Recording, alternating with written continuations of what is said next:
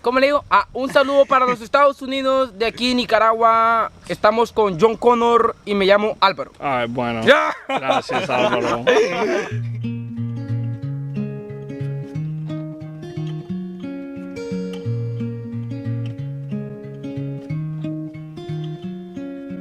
Waking up dead inside of my head will never, never do. There is no man, no medicine to take. I came to Nicaragua to construct homes in a poor neighborhood named La Prusia with an organization named Casas de la Esperanza. I didn't know what to expect when I left the United States, and still am amazed by what I found when I got into La Prusia.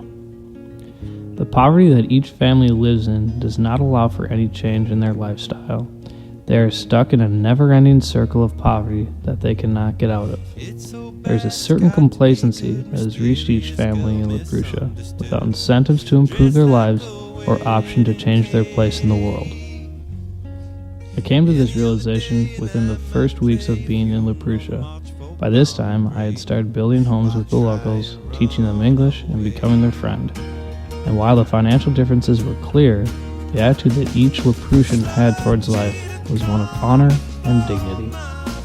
Once I saw these genuine people unable to help themselves out of poverty, I decided to shift my role in La Prusia from builder to educator. It is at this point that I made the decision to begin teaching more English while continuing to build and start the scholarship for Granada.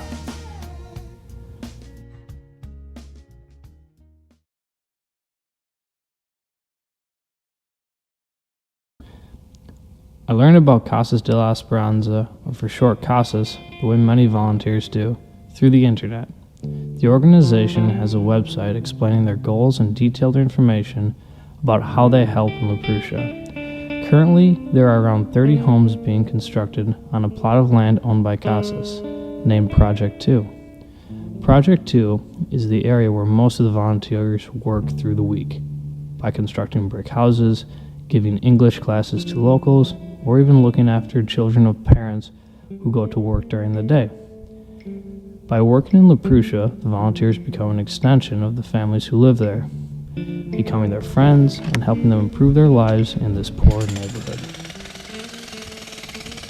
Casas funds the building materials to construct the houses at Project 2. Each house costs approximately $1,500 in materials to build, and the construction process is shared equally between volunteers and homeowners, wherein the volunteers put in half the labor and the family that is going to live in the house puts in the other half.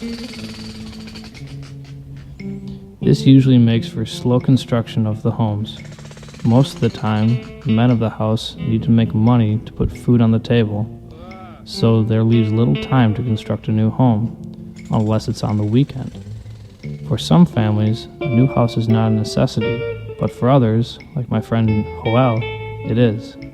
His family of 6 lived underneath a plastic tarp in a field before they began constructing their new brick home. Hardly a fair way to live.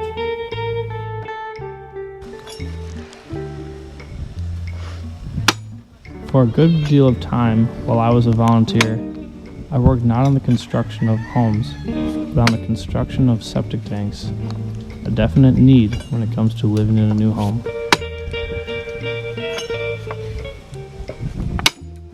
Connor lo intenta, pero la piedra no se mueve. Oh. No, él es la máquina. Sometimes these holes take about 3 months to make. This one I've been working on for the last 2 weeks, I think.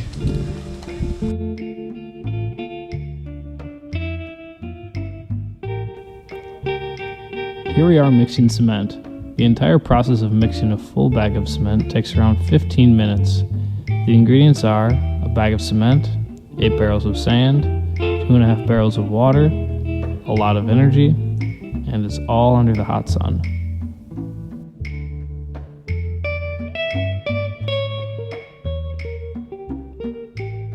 The scholarship for Granada started when I began asking Judith, one of the main organizers of Casas, about the amount of people who continue with post-secondary schooling in La Prusia.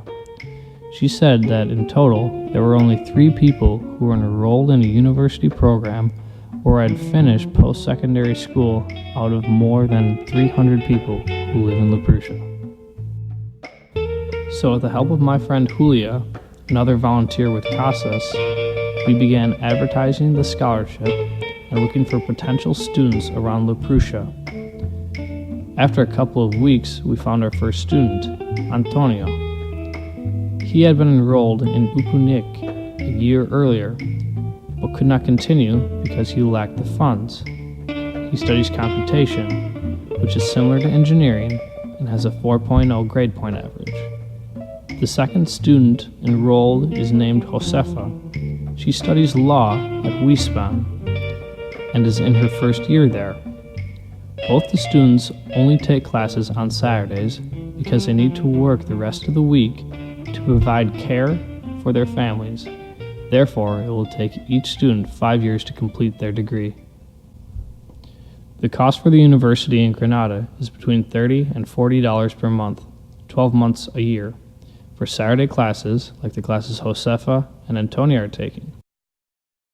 Future recipients of the scholarship will go to school full-time, 5 days a week.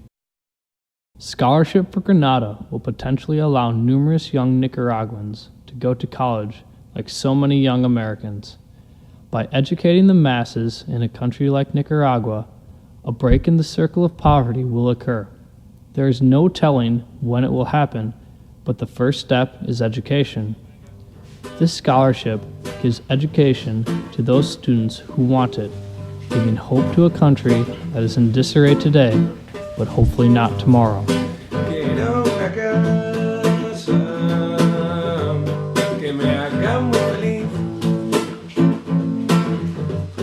y por eso hago una fiesta para que lo haga por mí. Yo me voy a Nicaragua, apartamento para dos y la nica se joda, que duerma en el salón.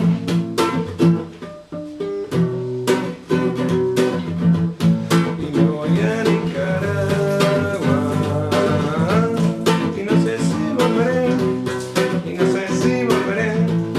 Y me voy a Nicaragua y no sé si volveré, y no sé si volveré. Quiero hacerte un regalo con forma de corazón.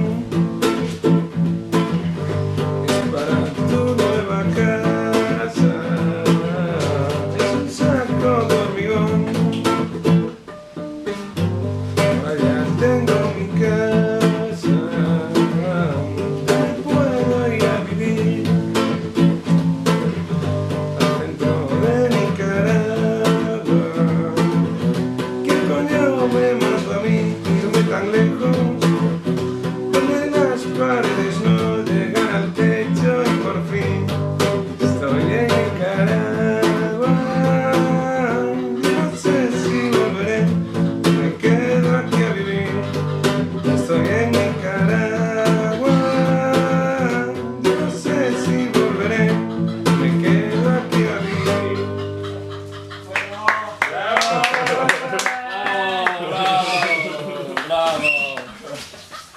Muy bien, muy bien.